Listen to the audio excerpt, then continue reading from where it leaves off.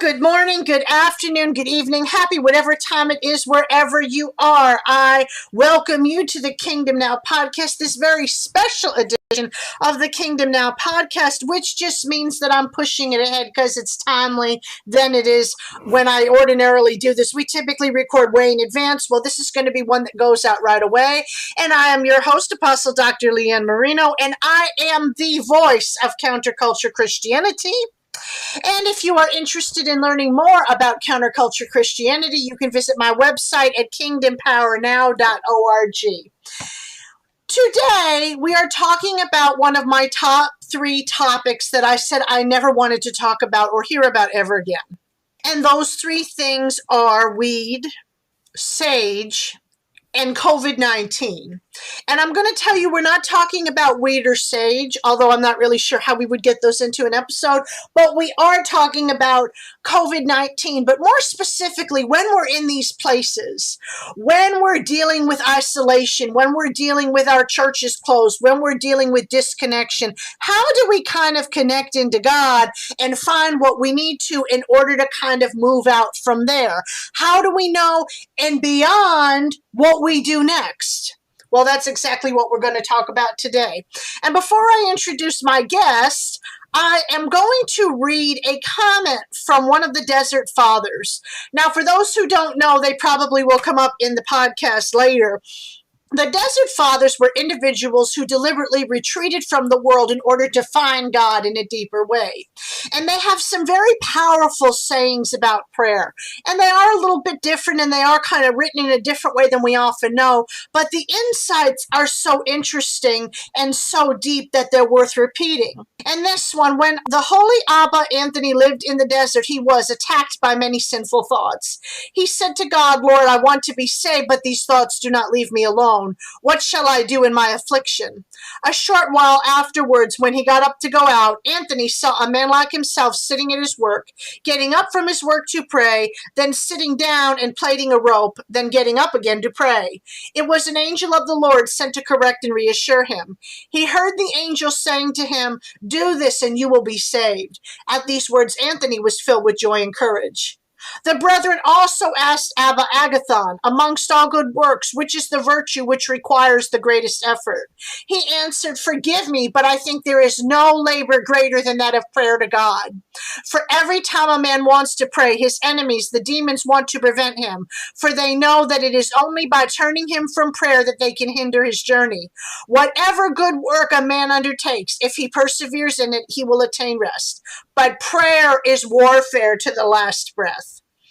Right now, as people are afraid, as people really don't know what's next, and as people really try to seek out God, they are dealing with that warfare. They are dealing with that prayer, even if it's nothing more than an internal warfare, if it's an internal battle. And today, that's what we're going to be talking about, is spiritual things, prayer, and looking at the spiritual side of everything that's going on in the midst of these turmoils. And now I introduce my guest, who some of y'all will probably remember from our other podcasts that we have done, Aaron Joy. Aaron, say hello to everybody and introduce yourself. Well, hello, Leanne. It's very nice to be back on your show. I knew that I'd be returning, but I didn't realize it would be under such strange world events. We should say for the listeners, we actually planned this show. It was a couple weeks ago. I wrote you an email with some thoughts I had, and then we scheduled it. And 2 weeks later, it's like the world has been turned up on its head. It's changing faster than I change socks. I mean, it's insane. And you have some wild socks. And I love wild socks. Me and George Bush, we love our wild socks. So so I'm always going through crazy socks, and I bought like 6 new pairs for Christmas. But even that, I was moving slow compared to how the world has changed in 2 weeks. And as we do this show, it's Sunday, March 29th. I'm here in Portland, Maine I've got one more day of a citywide, to quote you, house arrest, as you said to me once. It's a stay-at-home order for 5 days before maybe I'll go back to work or maybe I won't. And I know you've been on a stay-at-home order. Yet when I wrote to you with some concerns and ideas I had, none of this was happening. So the world has just changed so much. I was hoping to return to your show after our great Illuminati episode on something a little bit, I don't know, different. Less Less Illuminatus. Illuminati, yeah. But anyways, yeah, when I wrote to you this email, it was in response to my girlfriend. Her mother belongs to this church, and her mother was having to call all the people because they were stopping services. And so there was a lot of older folks who didn't have email, and I just thought that was really interesting. And a lot of churches at the time, 2 weeks ago, were beginning to stop their services or go online or do something a little different. And I wrote to you about how we're in a time of crisis. It is absolutely a time of crisis, however you look at it. And now is the time when we traditionally come together and want to go to services. We want to go to church or Mm-hmm. temple or synagogue or whatever you may do, or even a new age group or whatever it is. This is the time to come together, and yet we are being told to stay home. Mm-hmm. And I was reflecting on this, and your response was, well, let's do a podcast on it. Right. I was like, oh, so do you want to do a podcast? Because I was like, what a good idea. Yeah, I mean, this is in a time of trouble, you tend to reflect on your spirituality. And I think a lot of us are doing that. I've been doing it a lot, and I typically do it Mm-hmm. anyways, but I've been really doing it in a new way. And I feel bad for people who are not going to church, and that's a big part of their life, or for folks who are older who maybe aren't on the internet or whatever, and suddenly Right. they don't have that church to go to or whatever. And it's really struck me as here we are in troubled times, and we've lost our source of something, or maybe we haven't lost our source of whatever guidance. Mm-hmm. So, Maybe it's just finding it in a different way. yes. Because I would say I had the same concerns. I think that my major concern was I remembered after 9/11, church attendance increased. And it didn't last and it wasn't permanent. And so I would not expect it to last or be permanent now either. I think that that's probably an important thing to kind of say about this. But when people go through things, they want to draw to something. So when the first thing that they started doing was shutting down all the churches, and at first it was voluntary, so there were people who maybe had older populations or very, very large churches. Like I know in Charlotte, we have one of the largest churches in the country. It's got like 25,000 people attended every week. They started voluntarily shutting their doors until this passed. I said, what is everybody going to kind of do for inspiration? What is everybody going to kind of look to? Because it does not take much for people to kind of get ambivalent about things, especially if you're by yourself and you really don't have anybody else to talk to. You don't have that social interaction to kind of bounce stuff off or talk, or even maybe a lot of people aren't even having small groups anymore. So, like you say, what do we do? And if the answer becomes we have to find it in a different way, how do we kind of start to seek that out? Mm. I think the other issue is I know, like here, I've been on 5 days at home, and I am someone who goes out of the house every day, whether to a coffee house or to work or to walk. I can't sit at home. And when we got on the phone with each other before we were recording, I actually said to you, I'd been at the Mm-hmm. house for 48 hours. I'm going stir crazy, you know? So one of the things, though, that's really easy is I shut my alarm off in the morning. I don't wake up at 7 o'clock like normally. I go to bed late. My routine is completely changed. Mm-hmm. My eating habits are completely Different changed. I'm food. actually eating more when I'm Yeah. home. Yeah, and I'm eating Mm-hmm. more, you know? So a lot of people break the routine, and now you're removing church services, Bible studies, men's and women's Mm-hmm. groups, and other things like that, which can form a very important part of your day and important spiritual foundation Mm-hmm. too that people look forward to and they draw upon, and now they're not there. So, leading to the question, um, what do we do? How do we take care of this in these hard times? Mm-hmm. So, I'll turn to you as a minister. Maybe I feel you're more qualified maybe to answer that. What do we do? How do we find that ground? How do we find God? How do we find our Well, spirituality? I thank you for your vote of confidence.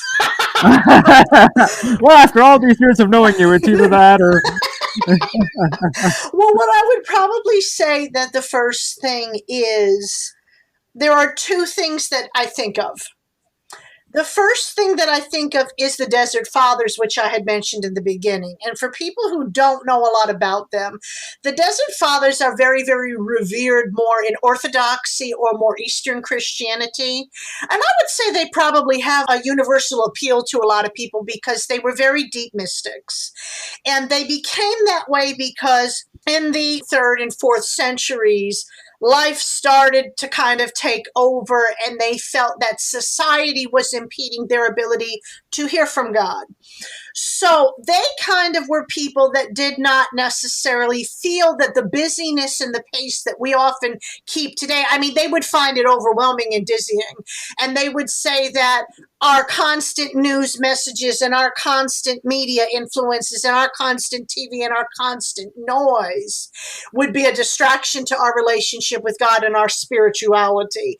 And so their answer was they were going to go out to the desert and they were going to form communities that were like-minded, and they were going to seek God. They were going to really discipline themselves and discipline their spirituality and discipline their bodies. Some of what they did was very extreme. You know, they might have had very extreme fasting and very, very extreme practices like sleeping on stone pillows or, you know, not having a bed or, you know, wearing a hair shirt. They did things that we would probably think of as extreme today. But what came out of that was a lot of people saw that there was a change in them and they wanted to kind of embody that as well. And so they became teachers, and they were people that had these incredible spiritual experiences and then taught them.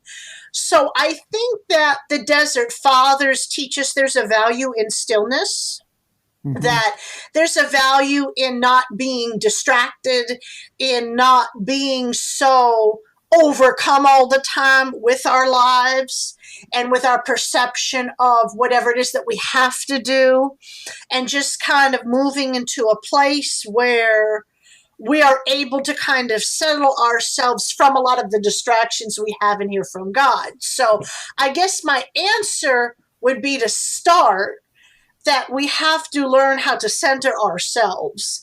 And that's where prayer comes in. Now, my second point, because I know that there's going to be stuff in that we want to talk about, my second point relates to the first, is the book of Joel, for those who are not really into more of the desert mystic tradition. The book of Joel is actually discussing a scenario after a locust invasion. So we could kind of say it was basically in their world the equivalent of a pandemic, that the insects swarmed and they came in and that they had this huge disaster and they're left standing there saying, what is God speaking to us in this? And the answer is, once again, they said, let's go into prayer. Let's seek God. And let's take that time and that focus and really try to zero in instead of becoming ambivalent in our faith. Instead of saying, all right, we have to be isolated and cut off now, let's draw nearer to God. Let's use that time to kind of focus in.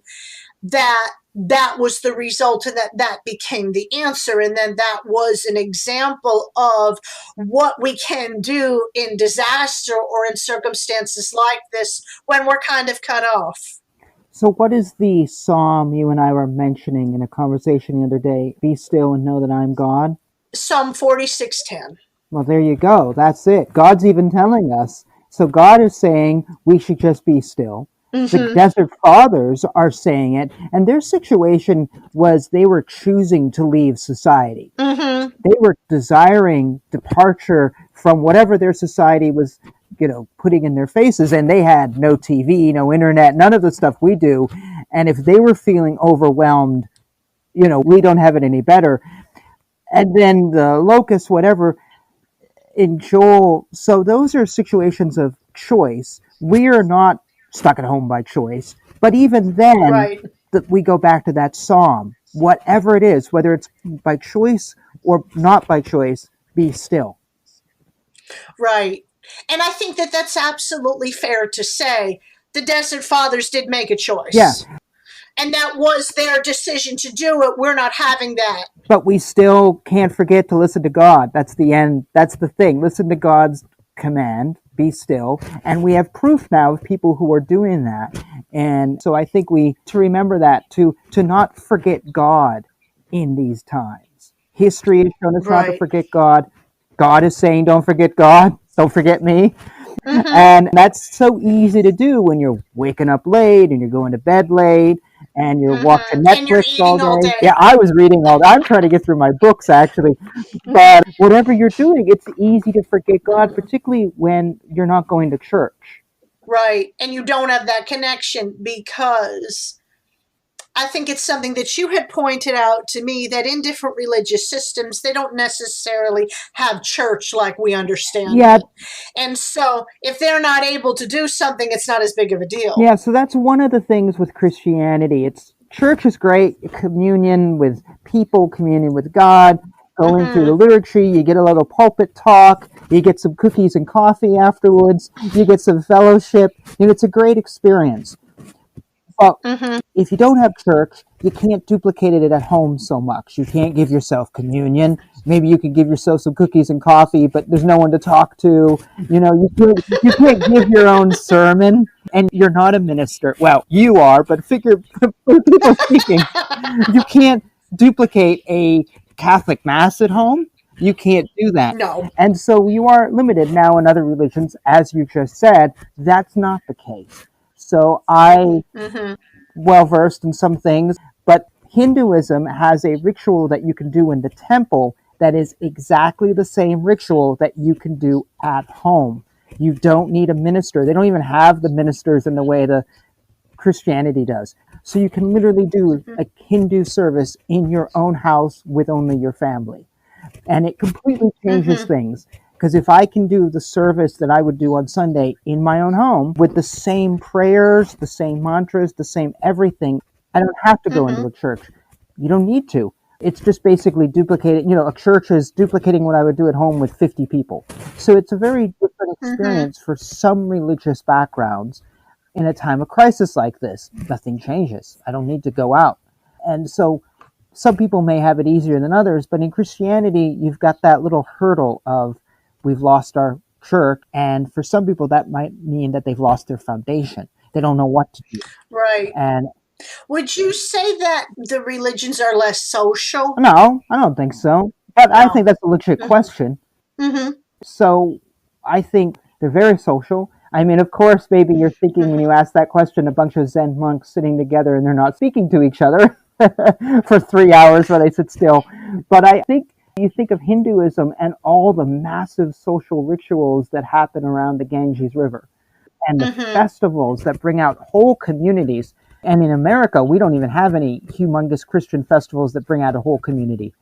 In South America and Mexico, I think you do. But you used to. Yeah, you used to. Things like in Italy, they have this festival of San Gennaro. Yeah, and actually they do and that that in New would York be City. like in New York City, sometimes St. Patrick's Day is what I'm thinking is the best equivalent, but I think that's a terrible example because it's become a drinking holiday. So no, I think other religions are very, very sociable, but I think the rituals themselves have been pulled away from requiring an organization. It's on a very personal level, which now, to go back to current events, I think is very important and is also something that's very easily forgotten. We're out of work, many of us. We're stuck at home, many others. We're isolated in new and strange ways.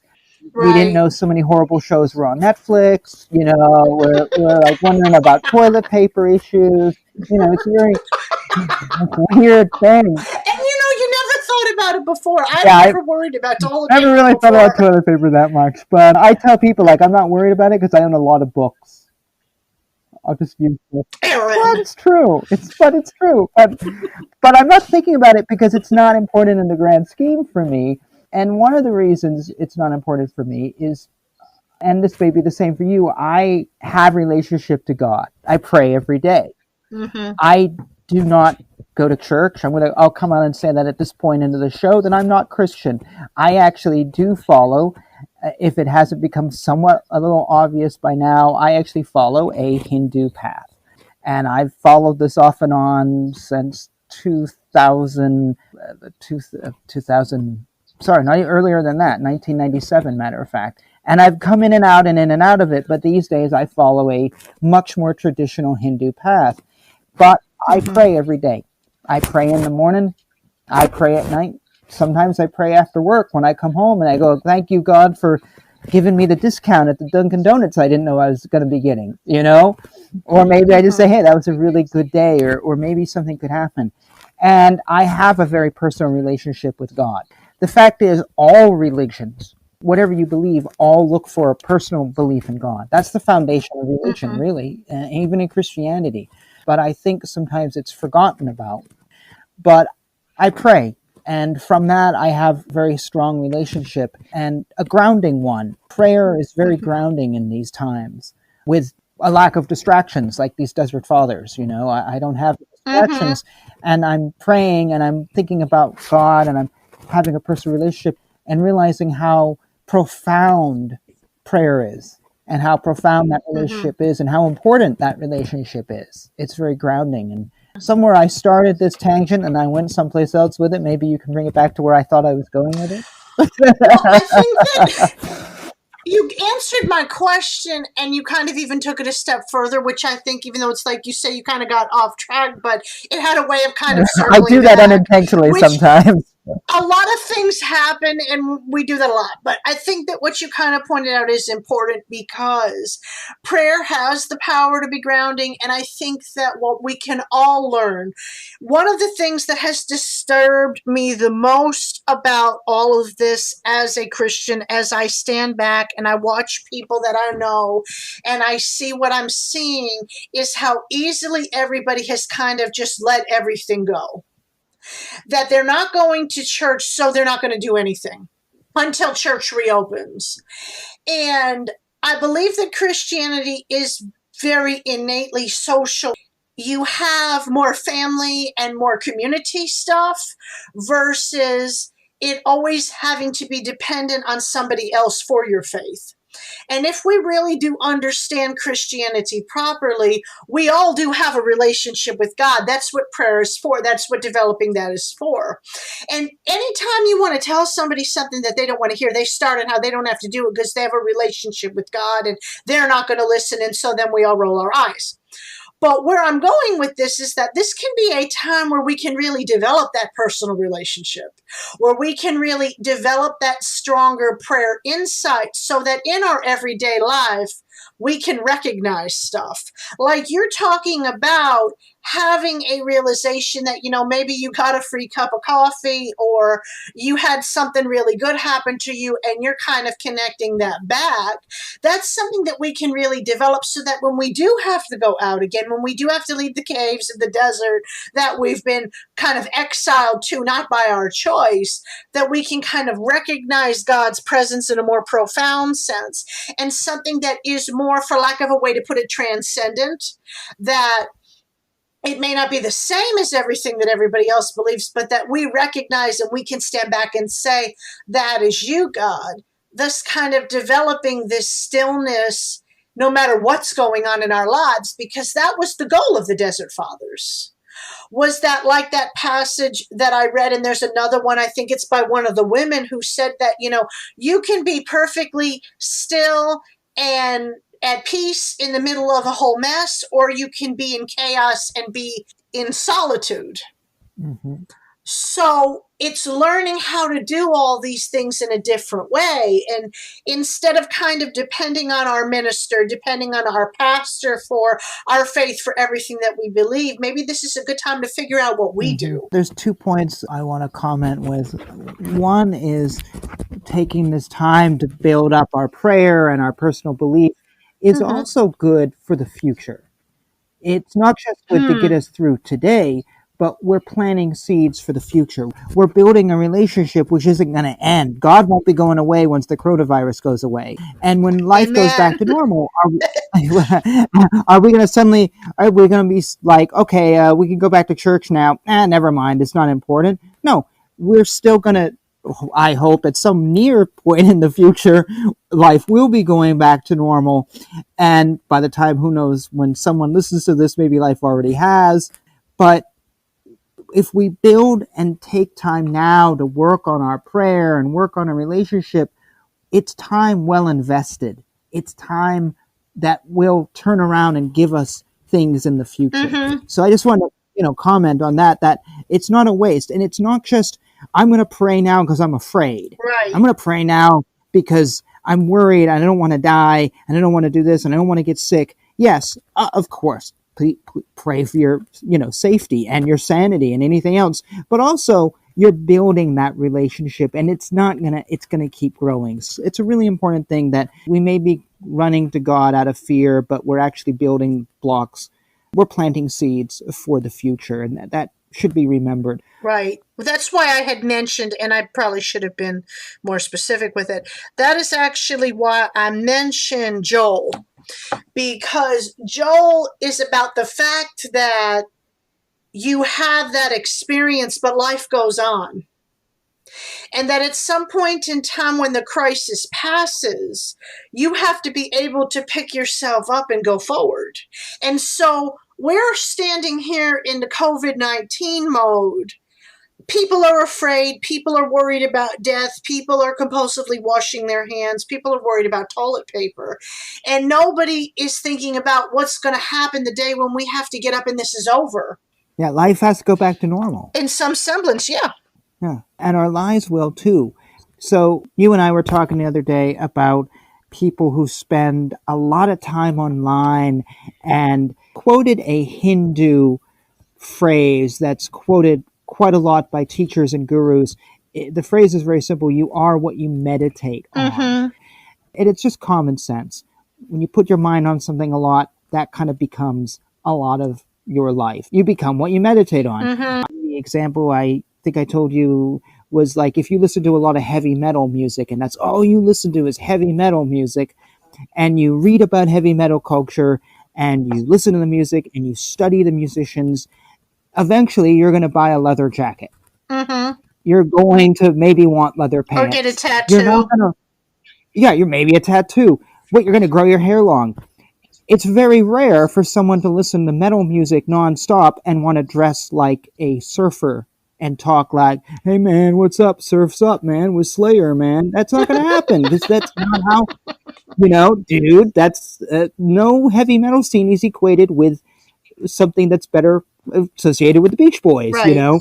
So you're going to become a part of your scene. It's a natural thing, and this is where the Hindu scriptures aren't really spiritual. They're just reflecting the way we work in our human personalities. So in these days, we're all at home and we're all sitting on social media trying to get the news about coronavirus and trying to figure out what's going on with the world and what's right and wrong and what's true and what's not. And I know I've said to you, like in the morning, I check the news and then I'm off. I just can't do it anymore. I want to read my books.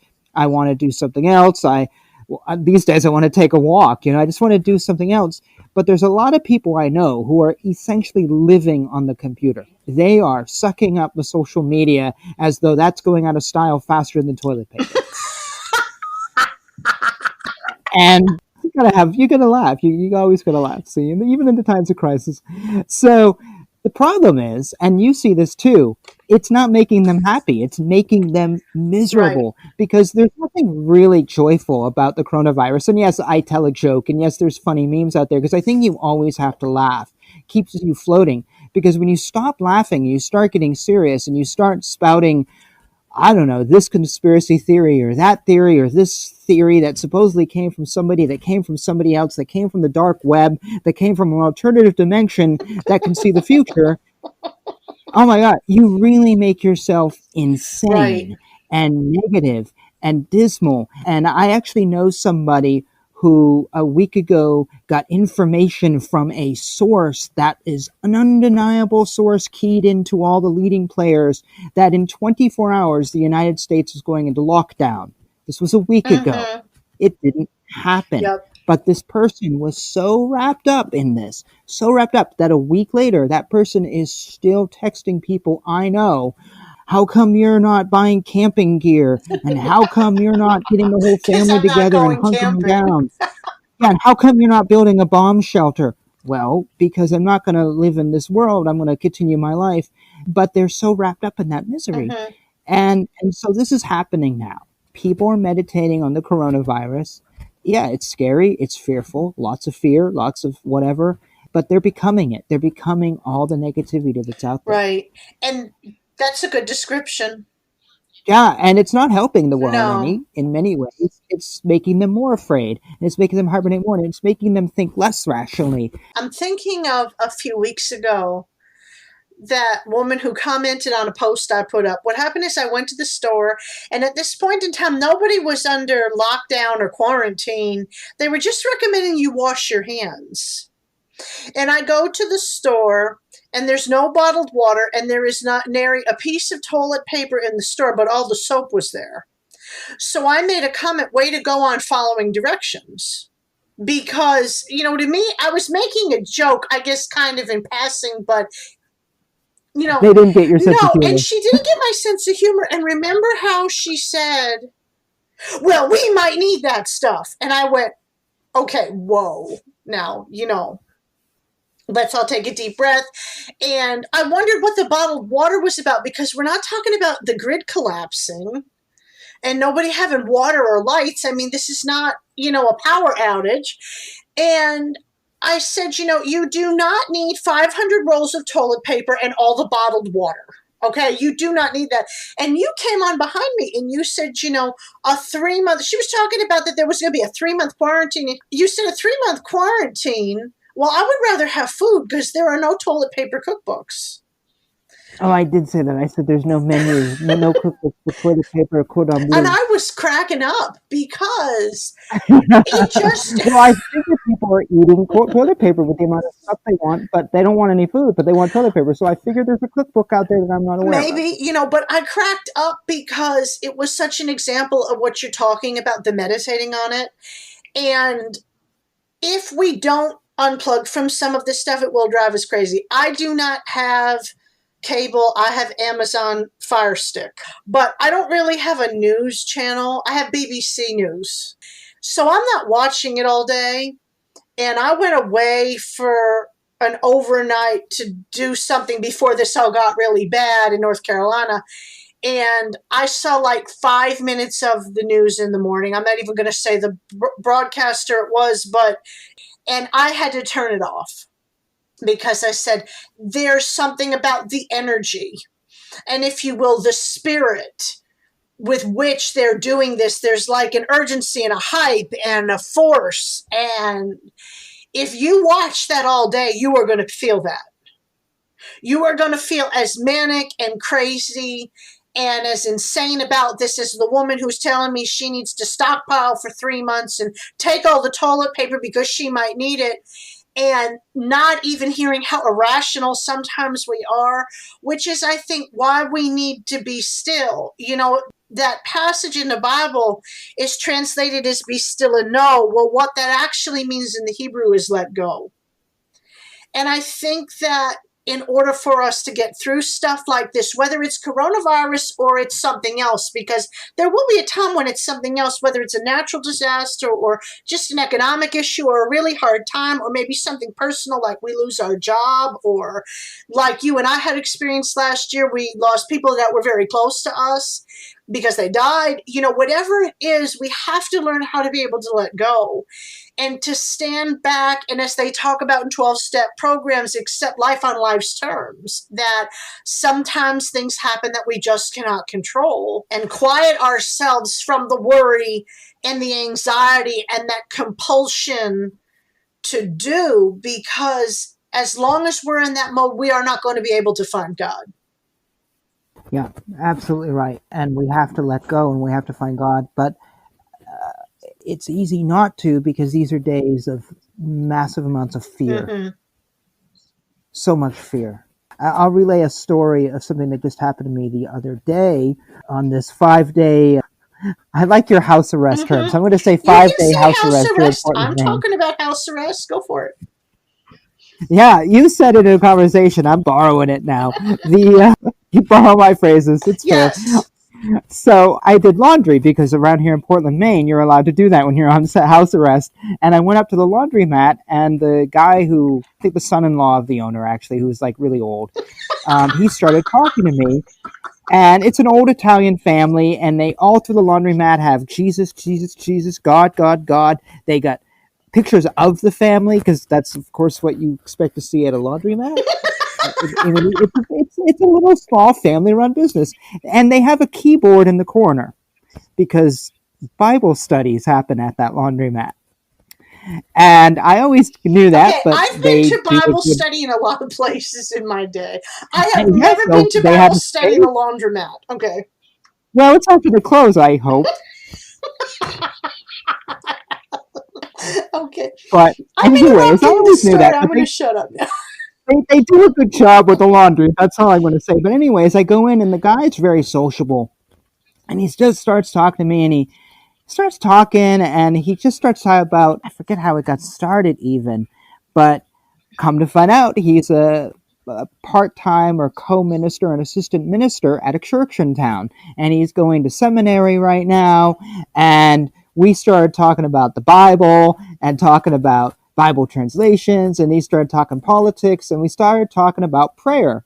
And he was joking how he was cleaning that place so much after this is over he can start his own janitorial firm. And it was really friendly. It was really great. It was such a great conversation that I talked to him, and then I came home, had a cup of coffee. About 30 minutes later, I went back to the laundromat. I pulled open the dryer, and my clothes were wet. What the heck? So I'm looking. Well, I had such a great conversation, I forgot to press start. So then I started talking to him. I was like, oh, look what I did. But then it was like, press start.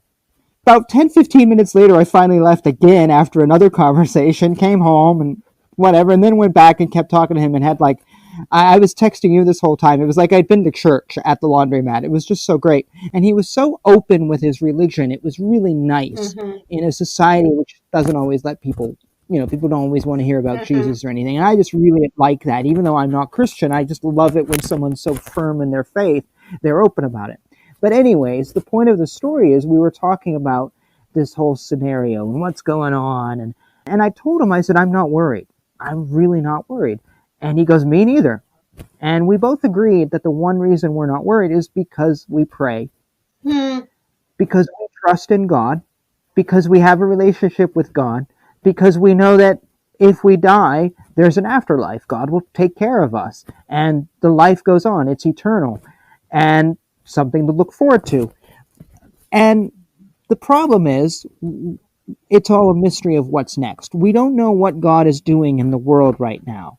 We don't know if God is creating this, or some people may say the devil is creating this. In Hinduism, we don't have a devil. We don't believe in that. So everything is caused by God. It's all God's work. But we don't know the outcome, and it's a mystery. And people hate mysteries, and that feeds the fear. As you just said, the woman has to stock up for 3 months. She doesn't know what's going to happen, so she's running around and doing this stuff and not getting your jokes and doing whatever because she doesn't know what's going to happen. But I said to the guys, like, you know what? I pray. I trust God. And whatever happens, God is here and is watching out for us. And maybe that's a bit naive. Some people will think maybe it is. But I know it's fine with me and it works. And it makes me I don't know. I'm not overly confident. I'm still washing my hands. I'm still being very logical and very rational, but I'm also praying. It's another tool in my arsenal against the mystery of the future. And the mystery of the future is probably just as bad as the virus. We don't know what's going to happen, and that's scary, and humans don't like that fear. They don't like not knowing what's coming tomorrow. Right. And that feeds some of that animosity. It feeds that anger. It feeds that what you meditate on, as I said, it feeds all of that. And we kind of have to break ourselves of that human instinct these days. I think we have to break through our fear. We have to not forget about God, because God ain't forgetting about us. Sorry, isn't forgetting about us, certainly not. And we have to not give up the routines and not give up hope. And yes, we're not going to church, but that doesn't mean everything's over. Right. And it's very hard. It's a very strange situation. Yeah, it's a very, very tough thing to do. It's tough, but it's here, is what I would tell people. I've dealt with a lot of people over the years who will bring me their tough situations. And I guess the difference between this and then is they had individually difficult situations. It wasn't everybody having basically the same difficulty at the same time. That's a good point. Yeah. And what I would say to them, because, they would say, well, maybe I'm supposed to do with this now, or maybe this is the appointed time. And I would say, it doesn't matter if it's some special appointed time, it's here. So you have to deal with it. And what I would say is the same thing, is that it is difficult for us, and we don't take away that difficulty. I work from home, but I still have not been out like I normally would go out because things are not open. Actually, weren't you telling me you're not? But when you do go out, it's totally backwards. Well, You said you went yeah, to like what 6 happened the stores. other day is I had to get toilet paper because I was not a hoarder. And I deliberately said, oh, this is going to pass. I figured that, everybody would just have mounds of toilet paper, and then we would go back to return it, and then there would be more than enough. Well, I get down to 2 rolls and there's no toilet paper. So we went out to find toilet paper at 6 different stores. Now, that is the whole opposite to me of social distancing and of not being out. Simply because I wouldn't have done that. I might have gone to 2 stores. And now I went to 6. So that increased my exposure. I would have never been out that much. But I was out doing that. Typically what I do is I make runs to specific places. So I might go to Charlotte one day, or I might do stuff in Gastonia, depending on whatever's going on. But now I went to 6 different places before I found what I needed. And then I'm in the last store and there's 1 million people in there. So, I mean, that's an example that it had everything kind of topsy-turvy. And that was out of my norm. And so somebody staying home from work is out of theirs. And so you being home for 5 days is out of yours. And now they're saying that the entire state of North Carolina is shut down to April 31st. So that's out of everybody's social realm and reason. I mean, except maybe some of the people that live up in the mountains that don't go out that much. But, for most of us, that's unheard of and that's odd. And so one of the reasons why I think we are afraid and why that fear kind of emerges and why we start to have these different issues and problems is because as we're going on and we're dealing with all this different stuff, it's not normal. It's not comfortable. And one of the things I often teach on in spirituality is learning how to live with that discomfort and finding God in it, because there is always God in those circumstances that are unusual for us, that are different from us. Much like you, I'm not afraid of this thing. If I go, I go. And that's kind of how I feel about it. I have lived close enough to death to see it and to really see it up close and personal and the results, and know it's not something I'm looking for or that I want, but I'm not afraid of it. But we are afraid because it's like the entire world as we knew it, everything that was comfortable and familiar is not now. We cannot reach out and go to our church and find that comfort. We cannot lean on the people that we know and find that comfort. People are afraid to reach out to their pastors or their leaders or sit and have counseling because they're afraid they're going to get sick. And so this has set us into the spin that everything that we take that comfort in is gone. But that is exactly the place where God often speaks, where God often moves, where things are unfamiliar, where we are in territory that's uncharted, where we've never been before. And so I think that is really the challenge, is to find that stillness, is to avoid that fear and to kind of move into it in a deeper way. You've said comfort so many times. I have to respond to that because I think that's such an important thing. Comfort is something I think we tend to fall into. We all like comfortable situations in our life, whatever they are. And religion also tends to be something that becomes comfortable to us. Yes. It feels good. It's easy. We don't worry about it. We go to church. We pray a little bit. If we read our Bible tonight, if we don't, no one's going to really, no locusts are going to come down on us. Comfort. It's easy. And now it's not easy. We have to put some time in it. We have to pray on our own. We have to make time if it's important to us, we have to make time for our spiritual life that's not led by a church service or by a men's or women's group or something, or a Mm-hmm. Bible study. And I think so often we forget that religion is not about being comfortable. Right. It's not about being happy. It's not about having an easy Feeling life. good. It's not about having everything in your life go Mm-hmm. perfect all the time. There's nothing in the Bible that I'm aware of, and I haven't. Well, I've read it, but I don't know it like you do. But I'm not aware of anything that says where Jesus said, "Follow me and have a comfortable life." No, there's not. And yeah, and there's nothing in the any religion that says follow this religion and everything will be fine. One of the foundational texts of all of Hinduism, whatever the branch, is the famous Bhagavad Gita. And the Mm-hmm. Bhagavad Gita is an excerpt from a much larger book, but this little book is Arjuna, who's a warrior, is facing off an enemy which consists of his relatives, and he doesn't want to kill his relatives. He kind of knows he has to. It's his job, and this is a pretty big fight, but he doesn't want to kill people he knows. He Mm-hmm. doesn't want to kill relatives of the soldiers that are around him.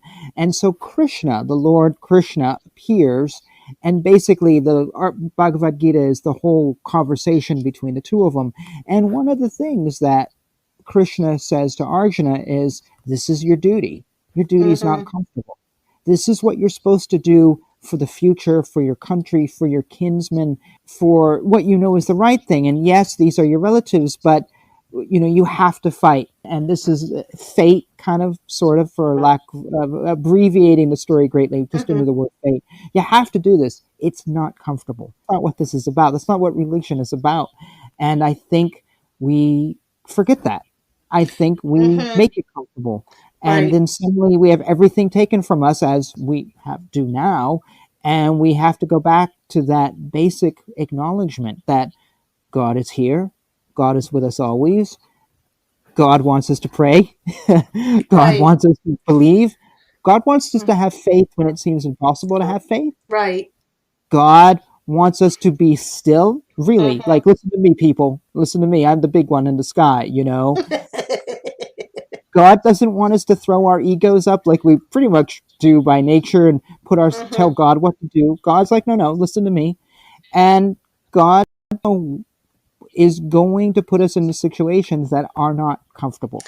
Right. Religion and spirituality, it's not about being comfortable. Right. That's how we grow, though. Right. We do our duty, we grow as people, we learn new things by not being comfortable. And Mm-hmm. maybe it will be comfortable. Maybe God will bless us somehow, but that's not what this is about. And I think that's a really important thing. I think in these times of trouble, we want comfort more than ever. Mm-hmm. And so we grab for things that will make us comfortable, and we forget things that won't make us comfortable. And maybe praying is hard for us, and maybe having that personal relationship needs some evaluation. Don't necessarily have one, but that's not a comfortable thing to do. So in these times of trouble, we want to fight over toilet paper. We don't want to think about putting our faith in God. You Wow. know, So it's a diversion, essentially.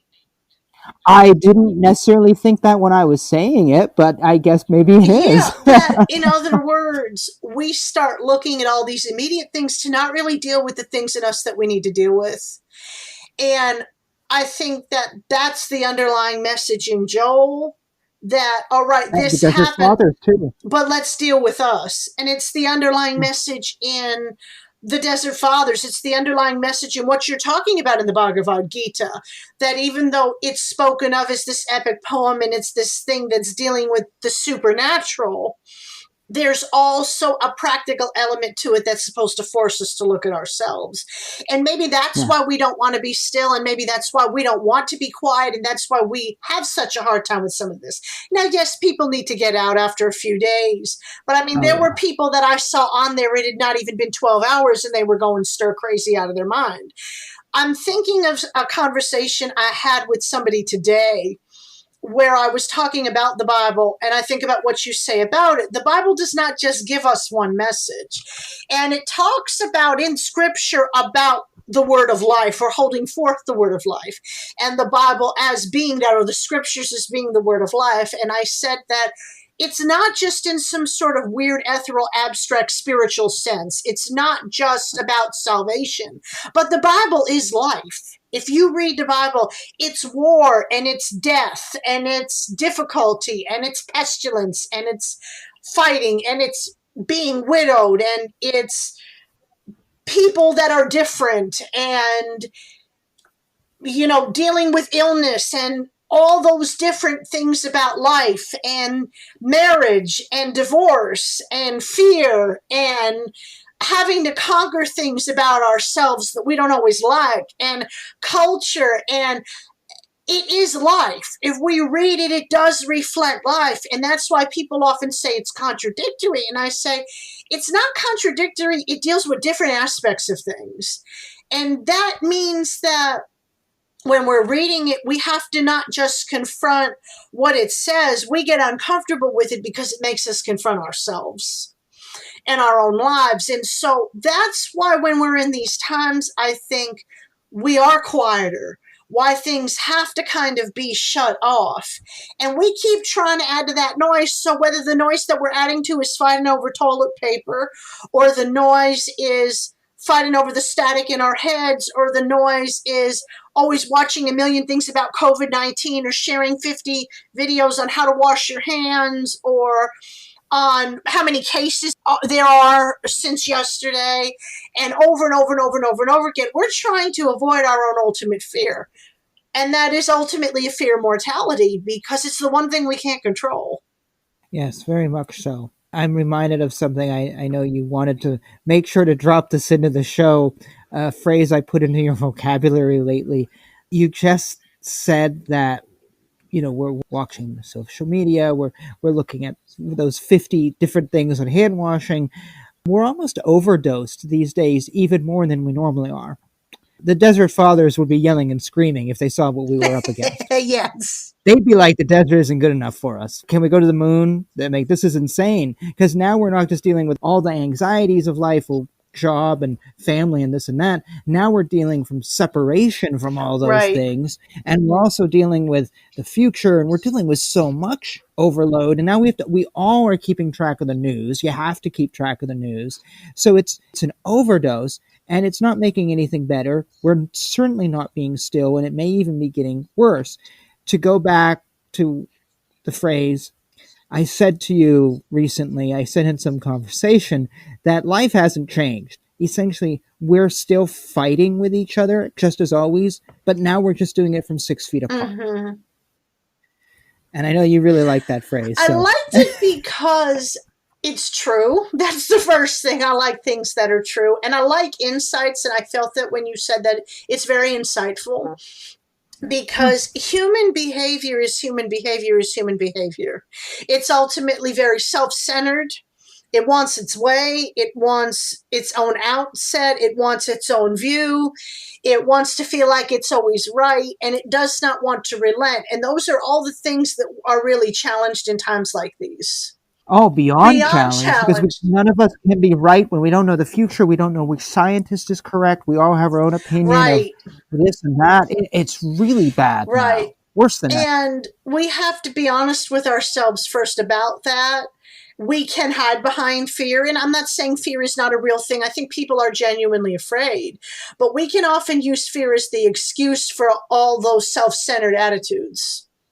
And what I really think that religion is supposed to challenge us to, which is one of the reasons why I'm almost so disturbed that it got cut off in the way that it did, is that it's supposed to challenge us out of that. It's supposed to make us uncomfortable enough to where we deal with those things. And like you often say, religion cannot just be a feel-good enterprise. Yeah. We cannot just be in our faith and believing in God so that we feel better and we don't feel confrontational. Lack of fear is not avoidance. It's actually dealing with what scares us and staring it down in the face to the point where it doesn't scare us anymore. Yeah. And these are all things through prayer and through centering ourselves. And like you say, there isn't anybody now kind of standing over our shoulder saying, did you read your Bible today? Did you do your devotion today? Did you pray today? There's nobody to do that. And so when it's just us and God, what do we do? And I think that that's something that we really have to look at, and we have to confront in ourselves and face, rather than, making a toilet paper fort and hiding in it, because God can still find you there. If God can't, we've got issues. You're worshiping the wrong God who can't defeat a paper towel fort. If you think that God can't see you in your But little you should see mountain, but you should see my pillow fort that I've made over the last week. I still think God can find you in the pillow fort. You Well, didn't tell me about a pillow fort. I guess you are bored. Is that all? Well, if you could find me, then it must be you're God, I guess, right? Is that... You ought to take a selfie with it and say, "I like passing the time." I know you're not going to. No. Like I told people today, they were saying, "Well, what did you do and how much contact do you have with people?" I said, "Well, I cleaned up my piano. And I tried to figure out how the pistachio nut that's stuck under the key got there and how to get it out now. And I walked my dog. It becomes, how do we kind of combat this in a way that really does lead to something beneficial? And I think if we allow ourselves to, it can be something good that comes out of it. It may not be obvious. It may not be something we feel right away, but it can be something there on the other side. Oh, yeah. To go back to the comment you said a few minutes ago, I was reminded 2003, spent a summer practicing at the San Francisco Zen Center, famous hub here in America of Zen Buddhism for, 40 plus 50 years now, and maybe even more than that. And I spent a summer there, though I'm not Buddhist and never was. I wanted the experience of waking up at 4 o'clock and meditating for 2 hours, then chanting and meditating for another hour, and then chanting some more, and then having breakfast. Because who doesn't want that experience, right? I was just going to say, you really know how to pass a vacation. Oh, boy, the fun never ends, I'll tell you. And the gong that woke you up at 4 and you had 20 minutes to get ready, and you can't speak between then or breakfast until someone allows you to speak. So for those of us who are real chatty, that was quite a challenge. But anyways, it's a great place, and it was a great time, and I learned the basics of Buddhism. But it was a great time getting woke up. It was actually. But one of the things I remember of that experience was one. I won't say it wasn't a Bible study, but it was a study of Dogen, who's a famous Zen teacher in Japan, very influential back hundreds of years ago. And it was a studying of some of his writings, and the teacher who was working in this writing, and there was maybe 8 of us gathered one evening, said that Buddhism is not about escaping the world. Everyone thinks that's what it is. You sit in meditation, you cut yourself off from the world. You are above emotions. You're above that. You just sit in this cloud of whatever all the time. That's not Buddhism. And this is a woman who'd been studying. She was a Zen priest for like 30 years. And she's like, that's not Buddhism. That's just feeling good. Buddhism is not escaping the world, but being in the world. You're experiencing the world. You're not distracting yourself. You're fully in it. You're enjoying the moment for what it is. And maybe that moment means you're stuck at home, so you're walking your dog. Or I was rearranging my bookshelf the other day, or I've been reading a lot, matter of fact. And you're experiencing the emotions that you're having, whether that's a fear emotion or a happy emotion. You experience everything, and you just work with it and you work through it. That's Zen Buddhism. It's not about escape. It's about experiencing things. And to go back, you mentioned the Bible. The Bible is about living in the world with all the problems in the world. The Bible is not just about the afterlife. Right. It's actually very little about the afterlife. Yeah, you get rid of the book of Revelations, and there goes a lot of the future part of it. A lot of it is living here and now. And all the religions, Hinduism and all of them, are pretty much, and this is where the universalism of them comes into play, they are all about living here and now. they're not just about dying, death, living in heaven or wherever you're going to go. They are about living with people, living with ailments, living with worry, fear, this and that.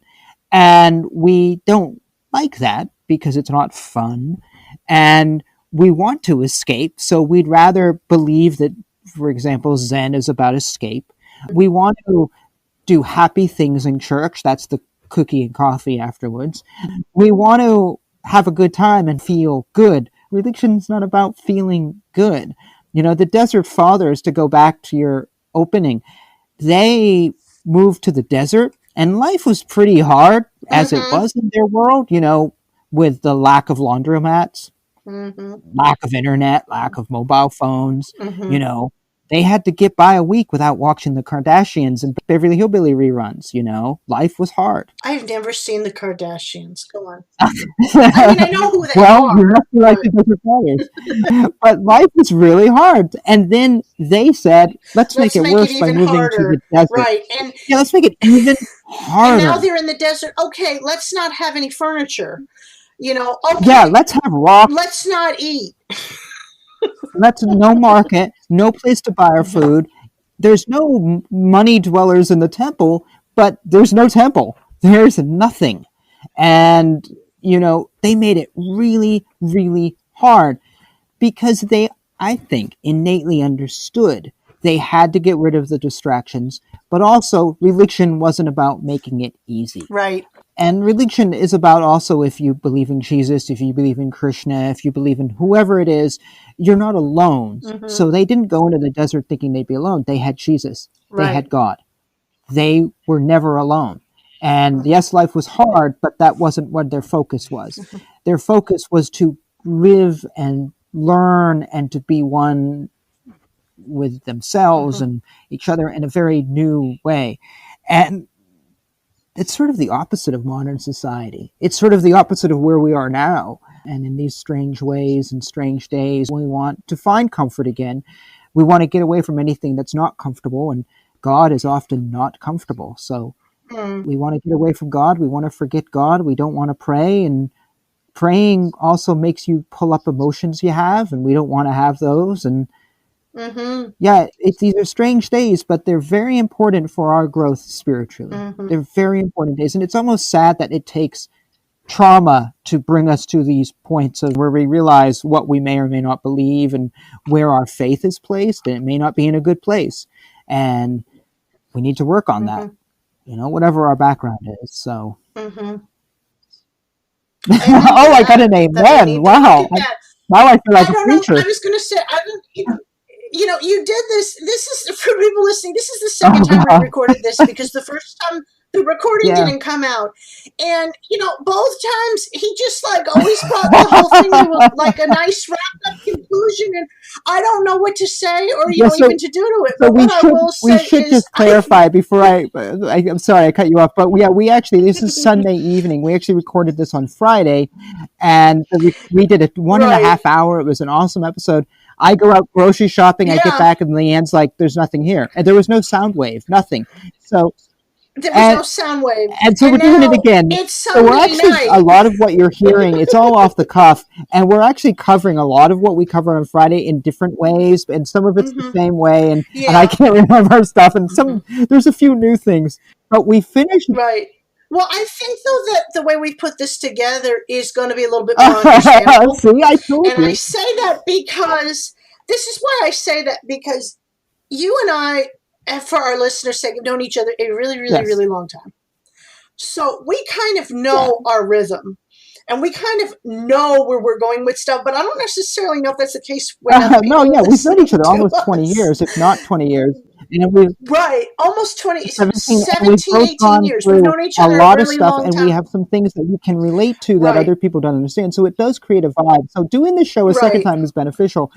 But we finished the one on Friday, and both you and I were silent. Recording went off. It was like, what do we say? So I just did it again, I guess. I just got an amen out of you. And I don't think I got an amen on Friday. I don't think I got one. I didn't you get didn't one. get an amen on Friday. Well, because I was more I put it on my resume. I got an amen. I'm going to. we're doing this on Sunday night, and I'm going to edit it between today and tomorrow and air it tomorrow. So then we have that too. So this is Very very often. off the So, cuff. anyways, I interrupted But you, but I what struck you speechless or something, or I went off on some tangent. you did, well, because I was going to say that I think that the bottom line of this is that we have the choice. We can either continue to try to avoid what we have to face, or we cannot. There was this time when I went to a church a really long time ago, and it's one of these real big mega churches, or a variant of it. Was not actually that big of a mega church, but it was kind of like an offshoot of one. They were still building at the time. And I had a friend who was in the area who was also my assistant at the time, and he found it and he wanted me to go check it out. And the thing that stands out to me about the experience was there was a man outside smoking his last cigarette before he went in. And, that was horrifying to me because Pentecostals did not smoke. So, like for somebody to be openly outside church smoking and admit that they're doing that was just like mind boggling to me. And then after service, we find the same man in the same spot smoking his first cigarette after service. And what I tried to pose to this individual that I knew who always thought I was just too deep and didn't like anything I ever had to say was that where is the point where faith becomes uncomfortable? And I used the smoking as an example because that was something that we were not allowed to do back in the day. But that where is the point where he doesn't feel so comfortable with that habit? And what I would say now is we have to reach the point is where do we start to feel uncomfortable with all those things that God is dealing with us about that we avoid, that we conveniently get away with avoiding because we say, oh, well, I'm busy, or, oh, well, I have to work, or, oh, well, I've got the kids, or, oh, well, I've got to go shopping, or, oh, well, I got to go find toilet paper. Whatever it is, when do we stop doing that and just be still and allow that transformation to start to take place? When do we allow ourselves to feel that conviction? And that's ultimately what you said, is that in our spirituality, in our religion, in the discipline, instead of finding everything and picking up everything that's out there that makes us feel good, where do we find that discipline to stop and to really start to feel what we need to do? And this is what those times are for. And that's really ultimately why I said amen. Well, in closing, I always turn it over to the guest. What would you like to leave everybody with in this, as we've talked about all these different spiritual things, and it still wound up being really deep. It was just a little bit more organized. I think we covered a lot. I think we hit everything we did on Friday with some new things in there and some new examples, things we wanted to hit. I do want to clarify again, and I briefly mentioned this earlier, and I do want to mention again because I think it's really big. And as I told you in the original version of the show, it's something that pisses me off, is this thing of one or the other. I see so many people that are going, I'm going to pray about the coronavirus. Vice President Pence came out some weeks ago and held a prayer, and everybody got on the news going, well, what a lousy leader. He's not going to do anything. No, he's praying. And then they're going to have a meeting about what to do. But there's this viewpoint from people, some people, quite often atheists, where if you pray, that's it. You're not going to do anything else. You're either rational in their world and scientific, or you're praying to God, where you're nothing, or you're dumb, and according from their view. And I hate that. And I really, really hate that, because for me, from my Eastern perspective of practicing a very old faith, which some people say is very mythological. Mythological is maybe the word I'm looking for. And from my point of view, from my religious background and Eastern religion, I don't see a conflict between being rational and praying.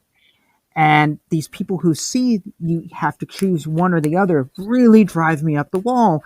For me, they have a very small point of view. I don't see a conflict.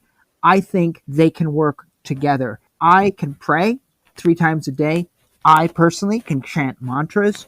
You, if you want, can do the rosary if you want to get back to your Catholic roots, Also, you and I can wash our hands and social distance and do all this. And I did mention this earlier, but I just feel like so many people feel like if you pray, that's it. You don't have to worry about anything else. God will take care of you. And I said earlier, God will take care of you. And I believe God will. And I think you do. And that minister I met up at the laundromat believes the same thing. But every single one of us, though, are cleaning and washing and paying attention to doctors and scientists and whoever else comes up on our social media and our news feeds. And we're not choosing. We're just putting everything into the arsenal. And I just want to make sure people are clear about that. I'm not encouraging that you pray and just go on with your business. And I don't believe that. I believe that God created medicine. And I believe that God created essential oils and things which aren't scientific. And I believe that And Lysol. whatever. I believe that these things are all created by God. People will say, well, one's created by the devil, but as I said, I don't believe that. So all these things are tools that God has given us. We should use prayer to connect with God, and God will lead us to the hospital or the walking clinic when we need to go there. It's not one or the other. And it bugs me, these people who think that us religious folks totally decry God. And yes, there are religious groups that don't want to go to the doctor. I'm not going to mention them. We know who they are. That's a whole nother discussion. But us here on this show, you and I and others, that's not what we're advocating. No. Prayer is just one more tool. And whatever gets you through the night, that's sort of a feel-good phrase, whatever makes you feel good. But at the same time, we don't know what's going to happen. We don't know what works. And there might be a scientific cure that comes up in the next 24 hours that shocks all of us. On the other hand, I believe that even in these days of crisis and worry and pain and fear and death, God is still here, still working in mysterious ways. That's why God is God. God is mysterious. Whatever form God may take in your religion, God is working with us, for us. I think it was Dolly Parton, that came out in the news in the last 24 hours or so that said God is teaching us a lesson. I don't know if you saw that news. She came out and said, this is a lesson from God. Thus, we shouldn't fear lessons from God. God gives us a lesson because we need it.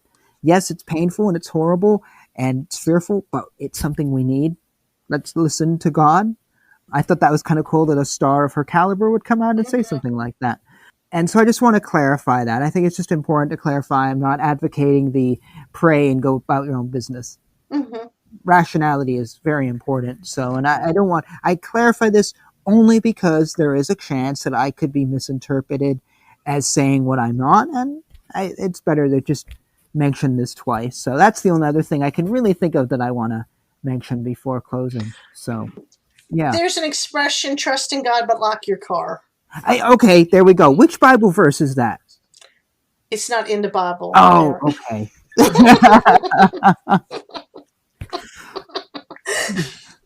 Yeah. Jesus didn't say that. And he's being funny. No, Jesus, he knows better.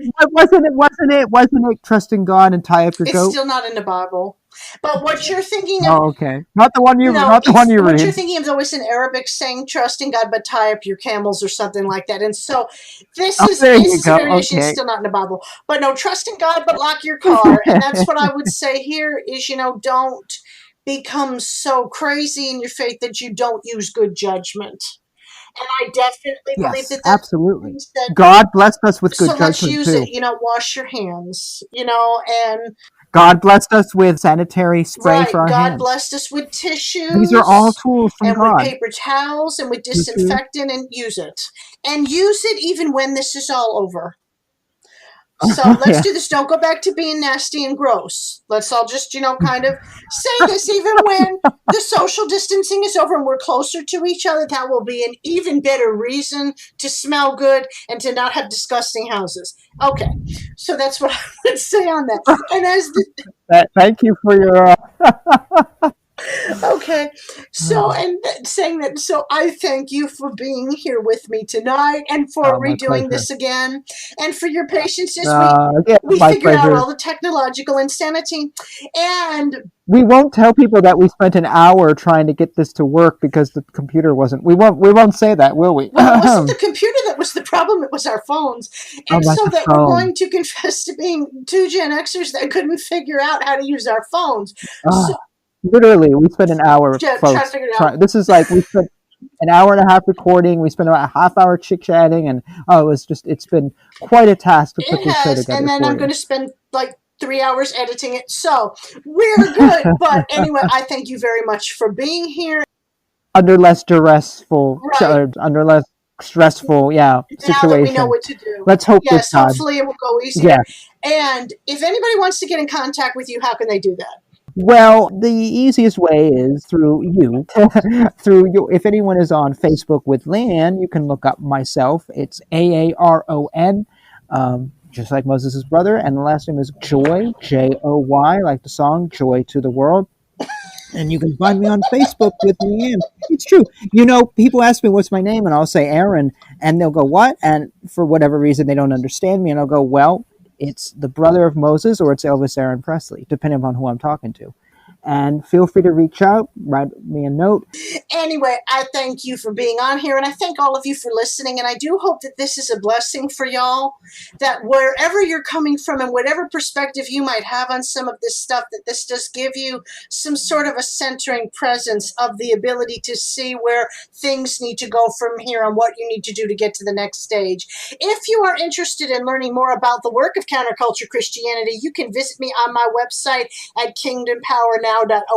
That's kingdompowernow.org. My conclusion for this program is from my book, Between the Porch and the Altar, A Journey Through the Book of Joel. We talked a lot about Joel today, and some of the highlights and points that I make in this program are from this book. And so if you are interested in this book, once again, Between the Porch and the Altar, A Journey Through the Book of Joel, you can look it up on Amazon.com. If you look up my name, Dr. Leanne B. Marino, it will come up. There is ebook and paperback form, and it's actually reasonably inexpensive, so this is a good time for it.